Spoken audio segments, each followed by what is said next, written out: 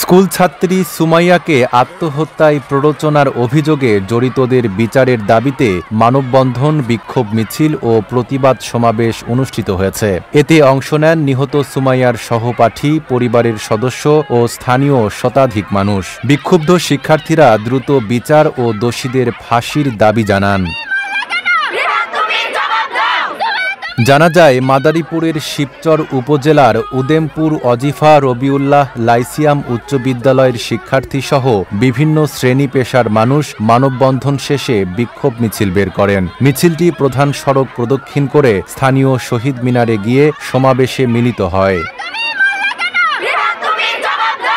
পরিবারের অভিযোগ, প্রেমঘটিত একটি তুচ্ছ বিষয়কে কেন্দ্র করে স্থানীয় প্রভাবশালী ইব্রাহিম মাতবর, রিফাত উকিল, নয়ন মাতবর ও রিফাত মাতবর সুমাইয়ার বাড়িতে গিয়ে তাকে অকথ্য ভাষায় গালিগালাজ ও প্রকাশ্যে অপমান করেন। সেই অপমান সহ্য করতে না পেরে সুমাইয়া আত্মহত্যা করে।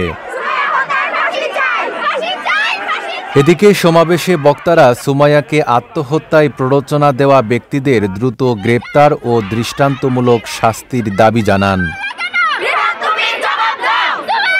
নাইম আরাবী, ঢাকা পোস্ট।